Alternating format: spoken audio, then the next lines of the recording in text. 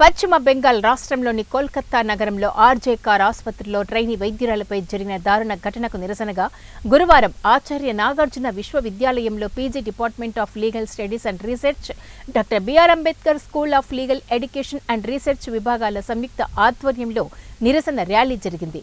ఈ కార్యక్రమంలో ఆయా విభాగాల ఫ్యాకల్టీ మెంబర్స్ మరియు విద్యార్థులు ర్యాలీగా పాల్గొని అనంతరం వర్సిటీ ఉపకులపతి ప్రొఫెసర్ కె గంగాధర్రావుకు వినతిపత్రం సమర్పించారు. ఈ సందర్భంగా పలువురు విద్యార్థినులు విశ్వవిద్యాలయంలో విద్యార్థుల కోసం, ముఖ్యంగా వారి రక్షణ కోసం ఒక ప్రత్యేక అధికారిని నియమించి ఎప్పటికప్పుడు వారి సమస్యలు పరిష్కారమయ్యేలా చర్యలు చేపట్టాలని కోరారు.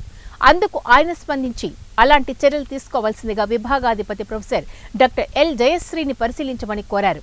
విశ్వవిద్యాలయంలోని doctor BR Ambedkar central library వద్ద నుంచి ప్రారంభమైన న్యాయ విభాగపు విద్యార్థుల ర్యాలీ వర్సిటీలోని అన్ని విభాగాలు మీదుగా వర్సిటీ ప్రధాన గేటులోని నాగార్జున విగ్రహం వద్దకు చేరి అక్కడ ఆచార్య నాగార్జున విగ్రహం వద్ద కొద్దిసేపు నినాదాలు చేశారు. అనంతరం నేరుగా వైస్ ఛాన్సలర్ ఛాంబర్కు చేరుకొని అక్కడ ఉపకులపతి ప్రొఫెసర్ కె గంగాధర్రావుకు వినతిపత్రాన్ని సమర్పించారు. ఈ సందర్భంగా ఎల్ఎల్ఎం క్రైమ్ బ్రాంచ్ విద్యార్థిని తన్మయ్ విద్యార్థినుల సమస్యల పరిష్కారం కోసం సింగిల్ పాయింట్ ఆఫ్ కాంటాక్ట్తో పాటుగా మహిళా ఫిర్యాదు విభాగం, ఉమెన్ గ్రీవెన్స్ సెల్ని ఏర్పాటు చేయమని కోరగా దానికి వీసీ గంగాధర్రావు సానుకూలంగా స్పందించి త్వరలో పరిష్కరిస్తామని తెలిపారు. ఈ రోజున అధ్యాపకులు మరియు విద్యార్థులు అందరూ కలిసి ఆచార్య నాగార్జున విశ్వవిద్యాలయంలో ఒక ప్రొటెస్ట్ కార్యక్రమాన్ని నిర్వహించడం జరిగింది.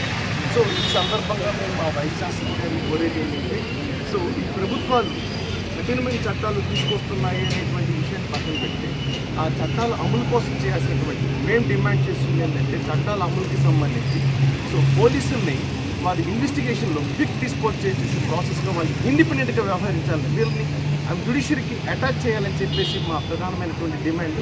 అలాగే ఎక్కడైనా విక్టిమ్స్ ఉంటే కనుక వాళ్ళకి ప్రొటెక్షన్ ఇవ్వాలి. విక్టిమ్స్ ఒక సంఘటన జరిగితే దాన్ని మనం ఒక ప్రమోట్ చేసుకునేటువంటి ప్రభుత్వాలకు ఒక ప్రమోషన్ లాగా ఉపయోగపడుతుంది తప్పితే, సో దీన్ని మనము ఎట్టి పరిస్థితుల్లో కూడా అరికట్టాలనేటువంటి ఒక మెసేజ్ని ఇవ్వలేకపోతున్నాం, వాళ్ళకి ఒక రైట్ని ఇవ్వలేకపోతున్నాం. కాబట్టి మిగతా వాళ్ళు బయటికి రావాలంటే భయపడేటువంటి ఒక పరిస్థితి వచ్చింది. ఇలాంటి పరిస్థితుల్లో మన ప్రభుత్వాలు ఎలాంటి చర్యలు తీసుకోవడం దాని మీదే మేము